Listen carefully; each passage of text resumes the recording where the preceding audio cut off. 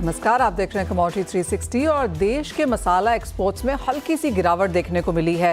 अप्रैल से जून के दौरान अगर आप नंबर्स देखें तो 1.15 बिलियन डॉलर्स का एक्सपोर्ट हुआ है, जो पिछले साल की तुलना में करीबन 1% कम है। सबसे ज़्यादा गिरावट धनिया और मिर्च के एक्सपोर्ट में देखने को मिली है। वहीं अगर हल्दी और इलायची का एक्सपोर्ट देखा जाए तो वहाँ पर नंबर्स कुछ बेहतरीन होते हुए नजर आए हैं। आप नंबर्स आपके समक्ष हैं, यहाँ पर आप देख सकते हैं। जहाँ तक धनिया का एक्सपोर्ट है, यहाँ पर हमने नंबर्स अच्छे खासे गिरते हुए देखे हैं। एक शार्प डिक्लाइन यहाँ पर मार्केट से में है। और जहाँ तक दूसरे मसालों की बात है और ये मिर्च का एक्सपोर्ट का नंबर्स आपके सामने हैं, यहाँ पर भी खासी गिरावट देखने को मिली है। हल्दी और इलायची भी आपकी स्क्रीन पर लेके आना चाहेंगे, क्योंकि यहाँ पर हमने एक्सपोर्ट्स बढ़ता हुआ देखा है। हल्दी स्पेशली यहाँ पर फसल भी कम रही तो उसका फायदा भी देखने को मिला। तो ये हल्दी के नंबर्स हैं, 62.9 से करीबन 90.5 मिलियन डॉलर्स का यहाँ पर एक्सपोर्ट होता हुआ नजर आया। और साथ ही साथ अगर इलायची देखें तो यहाँ पर 247 टन से 346 टन हमने इस साल में इस मियाद में यहाँ पर नंबर्स आते हुए देखे। तो एक क्लियर कट तेजी यहाँ पर इलायची और हल्दी में देखने को मिली है। इंपोर्टिंग कंट्रीज के मानकों के मुताबिक ना होना क्या गिरावट का रीजन है मसालों के लिए, या फिर कुछ और? इस पर बात करने के लिए हमारे साथ भोज मसाले के को-फाउंडर राजेश भोजवानी हैं।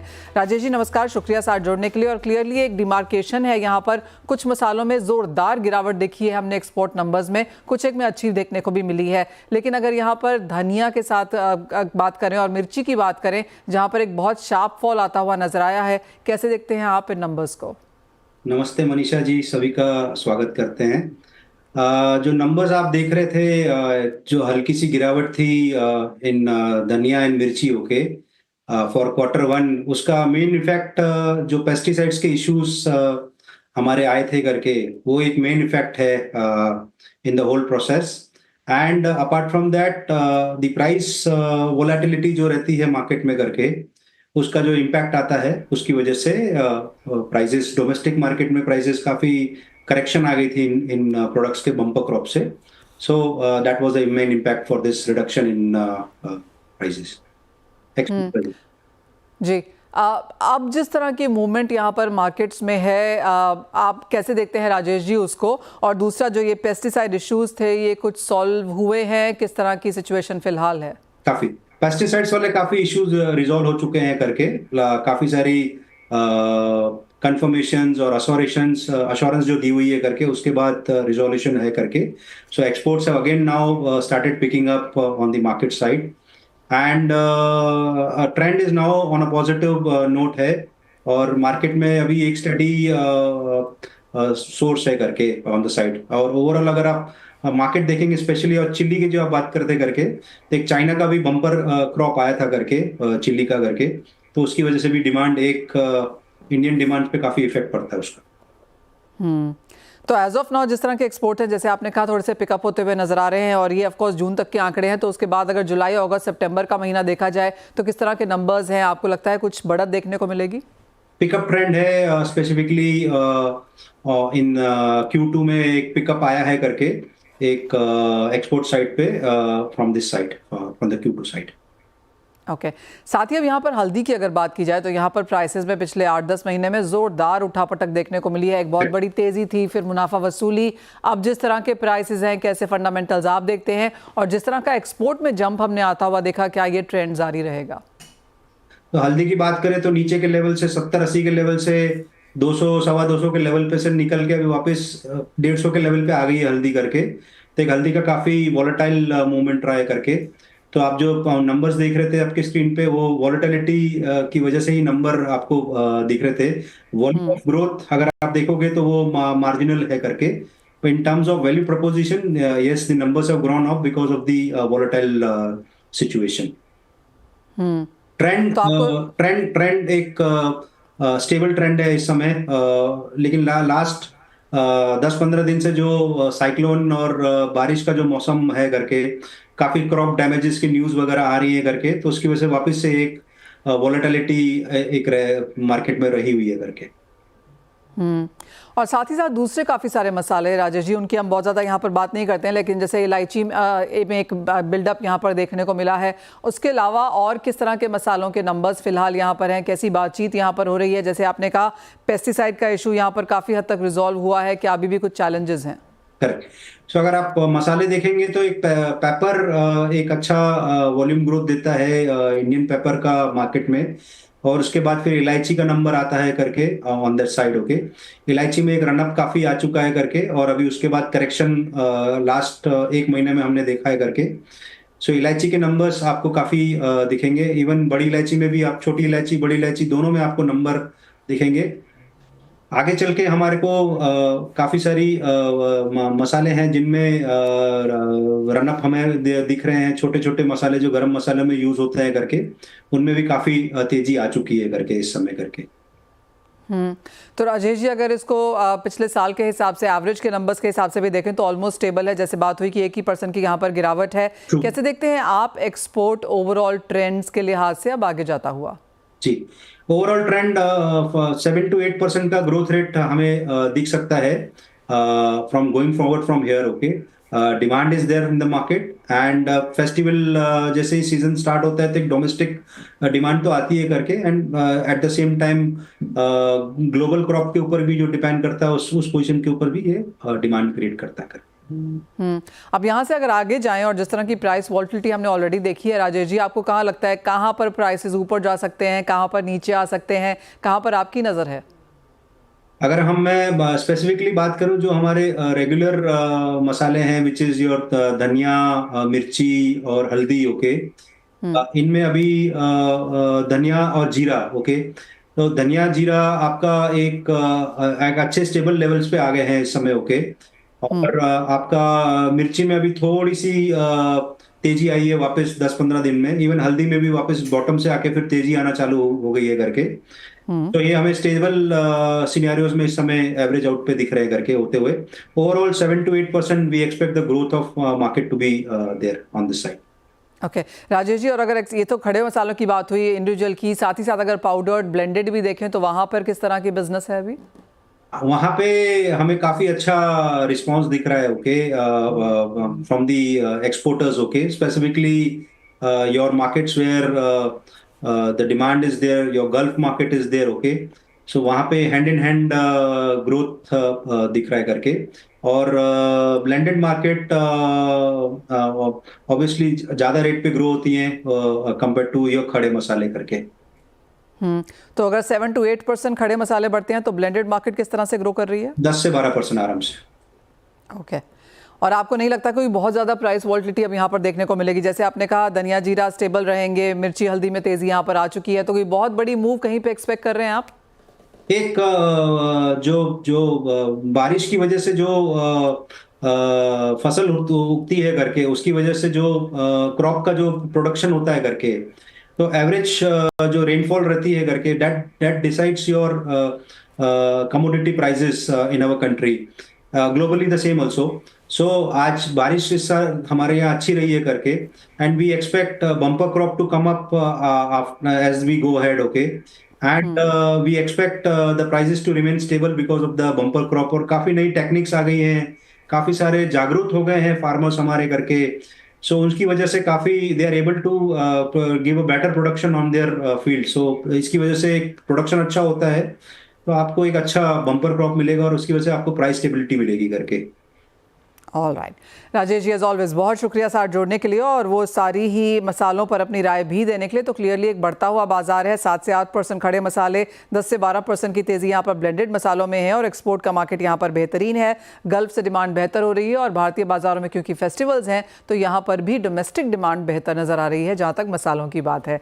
लेकिन इसी के साथ एक ब्रेक के लिए रुकेंगे। जब लौटेंगे तो हमारे साथ हमारे एक्सपर्ट्स होंगे, उनसे जानेंगे ट्रेडिंग स्ट्रैटेजीज। जुड़े हैं गंगानगर कमोडिटीज़ के अमित खरे और chartandtrade.com के फाउंडर विकास बगारिया। आप दोनों का कार्यक्रम में स्वागत है। अमित, आपसे पहले जानना चाहेंगे कैसे देखते हैं आप मार्केट्स को, और एक्चुअली पहले सोने को ही देख लेते हैं क्योंकि काफ़ी स्टेडी मूव्स के साथ कारोबार है। 2520 पे आज हमने एशियन मार्केट्स की शुरुआत करी थी, पूरा यूरोप मार्केट निकल गया, उसके बाद भी प्राइसेस वहीं के वहीं हैं।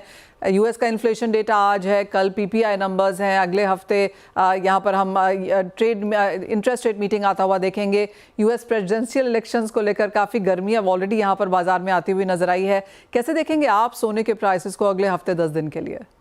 नमस्कार मनीषा जी, बिल्कुल एक चौकी मार्केट अभी हम गोल्ड में स्पेशली देख रहे हैं। ऊपर में देखा जाए तो 2530-32 के आसपास आता है और नीचे में 2475 के आसपास आता है। ये रेंज में अभी मार्केट घूम रहा है, लेकिन ट्रेंड पॉजिटिव है। तो लग रहा है कि जैसे ही 2532 का लेवल ब्रेक करेगा तो 50 से $75 का एक साथ का मूवमेंट इंट्राडे के ट्रेडिंग लिहाज में ही मेरे को लग रहा है देखने को मिलेगा। वहीं पे एमसीएक्स की अगर मैं बात करूं तो अभी 72,300 का इसका रेजिस्टेंस है काफी टाइम से, 72,250 200 के आसपास से नीचे में 71,400 के आसपास मार्केट आता है। अभी आज की जो डेटा है इंपॉर्टेंट है, वो काफी इंपॉर्टेंट रहेंगे। इसका काफी अच्छा असर अभी मार्केट पर देखने को मिलेगा। लेवल के लिहाज से अगर देखा जाए तो ट्रेडिंग लिहाज से नीचे में 71,900 के आसपास अगर मार्केट इवनिंग सेशन में मिलता है तो ट्रेडर को खरीदारी करके चलना चाहिए। 71,600 रुपए का स्टॉप लॉस है। फर्स्ट पॉइंट रहेगा 72,300। 72,300 के ऊपर मार्केट जैसे ही निकलता है तो 73,000 के भाव भी जो है सोने में देखने को मिल सकते हैं। विकास, आप चांदी के प्राइसेस कैसे देखेंगे, क्योंकि 30 का लेवल जो है वो अब एक स्टिफ रेजिस्टेंस के तौर पर काम कर रहा है। मैम चांदी ने 30 के लेवल पे एक बार जाके फॉल्स ब्रेकआउट देने के बाद वहां से एक अच्छा खासा करेक्शन देखने मिला है। अगर मैं डेली चार्ट में बात करूं M6 के लेवल्स में तो 85,500 से 86,000 एक स्टिप रेजिस्टेंस के तौर पे इस पे काम कर रहा है। एक ट्रायंगल पैटर्न के अंदर में लॉक हो चुका है। तो अगर कोई भी अपमूव अगर इसमें चांदी में आना है तो 85,500 के ऊपर जैसे ही चांदी निकलेगा तभी 86,800 और 87,000 के लिए रेडी होगा। तो किसी को भी कोई भी अगर एग्रेसिव ट्रेडर है तो मेरी सलाह रहेगी कि 85,500 के ऊपर चांदी में बाई की एंट्री देखें, और एक स्टॉप लॉस रहेगा 84,500 के करीब का स्टॉप लॉस रहेगा। वहां से 87,000 तक के टारगेट देखने मिल सकते हैं। क्योंकि आज सीपीआई का भी डेटा है, कल पीपीआई का भी डेटा है, तो क्या है कि वॉलेटिलिटी बहुत रहेगा, तो इसलिए थोड़ा सा रेंज बड़ा है। जी मैम। ओके, तो ये तो बात हुई सोने और चांदी की, जहाँ पे बाइंग अपॉर्चुनिटीज़ देखने को मिल सकती हैं और ऊपरी टारगेट्स भी दिए गए हैं। लेकिन जैसे कहा गया कि आज का जो डेटा है वो काफ़ी इंपॉर्टेंट होगा देखने के लिए। बात अब यहाँ पर मेटल्स की कर लेते हैं। विकास, आप ये सेगमेंट कैसे देखते हैं? पिछला हफ्ता कोई बहुत बेहतरीन नहीं था। अगर इस साल में अब तक की बात की जाए तो मेटल्स काफ़ी डिवाइडेड हैं, आधे नेगेटिव हैं और जो पॉजिटिव हैं वो शायद कॉपर है, aluminium, zinc in some sense है, टिन में ऑफकोर्स अच्छी खासी तेज़ी है। यहाँ से अब क्या करने की राय? हाँ मैडम, टॉप ट्रेडिंग स्ट्रेटेजी की बात करूं तो कॉपर में रहेगा।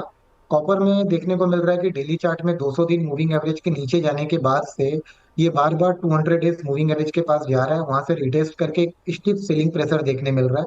तो कॉपर में कोई भी बाउंस मिलता है 795 796 के करीब तो कॉपर में 800 रुपए का स्टॉप लॉस लगा के इसको बेचना चाहिए। लोअर एंड पे जो सपोर्ट देखने मिल रहे हैं 782 और 777 के, वही टारगेट जोन्स हो सकते हैं। जी मैम। तो कॉपर में खरीदारी की अपॉर्चुनिटी यहाँ पर है। ऑफकोर्स अपने लोज से ये ऊपर आता हुआ नजर आया है और आज एक और 1% की तेजी के साथ फिलहाल यहाँ पर कारोबार। कच्चे तेल की अब बात कर लेते हैं, क्योंकि ये एक मेजर मूविंग कमोडिटी रही है। पिछले हफ्ते की 10% की गिरावट के बाद इस हफ्ते अब तक हमने यहाँ पर 7% की गिरावट बनते हुए देखी है। आज के दिन कुछ अपॉर्चुनिटी बाइंग जरूर है, 2 से 2.5% की बढ़त के साथ फिलहाल कारोबार। और हमने देखा है कि 70 के लेवल्स यहाँ पर ब्रेंट में वापस लौटते हुए नजर आए हैं। ऑन चार्ट्स विकास, अब कैसे देखेंगे क्रूड ऑयल को? मैम डेफिनेटली क्रूड ऑयल में एक बड़ा गिरावट देखने मिला था जब इसने वीकली चार्ट में अपने सपोर्ट ट्रेंड लाइन रेजिस्टेंस लेके मंदी का चाल शुरू किया था। 5550 वीकली चार्ट पे बहुत स्ट्रॉन्ग सपोर्ट जोन है। तो मेरे को लगता है कि और आज क्रूड के इन्वेंट्रीज भी हैं, उसके पहले एक अच्छा रुझान देखने भी मिल रहा है। तो कोई भी डिप मिलता है 5500 का एक स्टॉप लॉस लगा के कोई भी डिप मिलता है उसको बाई करना चाहिए।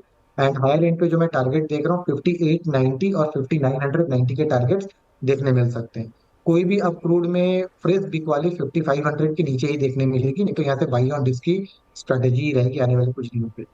जी मैम। Fair point. काफ़ी ज़्यादा गिरावट हमने कच्चे तेल में देख ली है, ओवर सोल्ड है ये यहाँ पर चार्ट्स में और as of now in current levels पे बिकवाली की राय फिलहाल नहीं है। तो बाइंग अपॉर्चुनिटीज़ ऑन डिप्स आप यहाँ पर ढूंढ सकते हैं। अमित, अगर नेचुरल गैस देखें तो वहाँ पर क्या करने की राय है? काफ़ी सारे बुलिश कॉल्स वहाँ पर भी आते हुए नजर आए, लेकिन आप किस तरह के अपसाइड टारगेट्स वहाँ देखते हैं? देखा जाए तो एक नेचुरल गैस है जो काफी अंडर परफॉर्म पूरे एमसीएक्स मार्केट में किया है बाकी मार्केट की तुलना में देखा जाए तो। मेरे लिहाज से बेस फॉर्मेशन चार्ट पे उसमें होता हुआ नजर आ रहा है। 185 के आसपास करंट वाला नेचुरल गैस में खरीदारी करके चलना चाहिए। 182 रुपए का स्टॉप लॉस लगा और 191 तक के टारगेट मेरे को लग रहा है आज या कल के ट्रेडिंग सेशन में एनजी में देखने को मिल सकते हैं। 190 के ऊपर अगर मार्केट सस्टेन होता है तो 205 तक के भाव भी इसमें देखने को मिलेंगे। ऑलराइट, तो वो ऑफ कोर्स नॉन एग्री की बात है, लेकिन हमें साथ ही साथ अगर एग्री कमोडिटीज़ की यहाँ पर बात की जाए तो जैसे हम बात कर रहे थे कि मसालों में काफ़ी उठापटक है, लेकिन राजेश हमें बता रहे थे कि अब यहाँ पर कुछ स्टेबिलिटी की एक्सपेक्टेशन की जा सकती है। एक्सपोर्ट्स बेहतर हो रहे हैं, डोमेस्टिक डिमांड फेस्टिवल्स की वजह से यहाँ पर बेहतरीन होगी। तो अगर मसालों की बात की जाए तो यहाँ पर ट्रेडिंग स्ट्रैटेजीज कहाँ हैं? मसालों में हम काफी टाइम से देख रहे हैं कि धनिया और जो हल्दी है लगभग 2 से 3 महीने से कंटिन्यू डाउन ट्रेंड में बने हुए हैं। जीरा जरूर एक मोमेंटम दे रहा है, थोड़ा सा नीचे आता है वापस फिर से ऊपर आ जाता है, लेकिन देखा जाए तो अभी निगेटिविटी इसमें बरकरार है। स्पेशली हल्दी की कीमतों में 14,500 के आसपास अगर हल्दी अक्टूबर महीना मिलती है तो ट्रेडर्स को इसमें बिकवाली करके चलना चाहिए। 15,100 रुपए का स्टॉप लॉस लगाकर मेरे को लगता है 12,500 के भाव जल्दी टीएमसी में वापस देखने को मिलेंगे। जिस तरीके के फंडामेंटल्स और जो अभी एक्सपोर्ट और डिमांड के जो फैक्टर अभी चल रहे हैं वो काफी नेगेटिव बने हुए। बारिशें हुए हैं हल्दी में काफी अच्छी हुई थी, तो फसल को इसमें ऐसा कोई नुकसान नहीं है। फसल काफी अच्छी अभी जैसा फिजिकल ट्रेडर से मैंने बात करी दिखाई दे रही है, तो ओवरऑल बिकवाली करके चलना चाहिए हल्दी में। धनिया का अगर मैं बात करूँ, धनिया काफी टाइम से एक स्लगिश मूव दिखाई दे रहा है। नीचे में 6,700 6,800 इसका अच्छा बेस है, यहाँ पे ट्रेडर्स को खरीदारी करके चलना चाहिए। ऊपर में 7200-7300 रुपए की टारगेट इसमें देखने को मिल सकते हैं। वहीं पे जीरे की अगर मैं बात करूँ तो ऑक्टोबर जीरा अगर ट्रेडिंग स्क्रीन पे 25,900 के आसपास मिलता है तो एज पर ट्रेंड इसमें बिकवाली करके चलना चाहिए। 26,400 रुपए का स्टॉप लॉस लगाकर शॉर्ट टर्म में इसमें 24,500 तक के भाव देखने को मिल सकते हैं। ऑलराइट, तो खरीदारी की राय यहाँ पर एक दो मसालों में निकल के आती हुई। एक फाइनल सवाल विकास आपसे, और वो डॉलर इंडेक्स पे है, क्योंकि सबकी नज़रें वहाँ पर भी रहेंगी कि वहाँ पर किस तरह की मूव आती है। तो क्या एक्सपेक्टेड है 101 के आसपास के जो स्तर हैं, क्या ये होल्ड करेंगे? हाँ जी मैम, किस स्तर पे जो है ये होल्ड करता नजर आ रहा है, क्योंकि 100.70 जो है इसका इंपॉर्टेंट वीकली चार्ट पे सपोर्ट जोन है, और हायर एंड पे मैं देख रहा हूँ 102 रुपये 50 पैसे का रेजिस्टेंस जोन है। तो लग रहा है कि ये भी कुछ दिन रेंज बाउंड ही रहना चाहिए। वीकली चार्ट पे कंसोलिडेट कर रहा है, तो 100.70 से 102 के बीच में ये रहता नजर आएगा मैम। ऑलराइट, तो वो ऑफ कोर्स इंपॉर्टेंट लेवल्स हैं। आज इंपॉर्टेंट दिन भी है, बहुत जल्दी यूएस का इन्फ्लेशन डेटा आएगा और बाजार उसको रिएक्ट करेगा। सिर्फ कमोडिटी और करेंसी नहीं, इक्विटी मार्केट्स भी वर्ल्ड ओवर रिएक्ट करते हुए नजर आएंगे। तो एक काफ़ी चौपी आज की शाम यहाँ पर रह सकती है। लेकिन बहुत शुक्रिया अमित और विकास, आप दोनों का ही साथ जोड़ने के लिए और वो स्ट्रैटेजीज हमारे दर्शकों को बनाने में मदद भी करने के लिए। ब्रेक का समय है, हम वापस लौटेंगे तो लेकर आएंगे आवाज़ समाचार।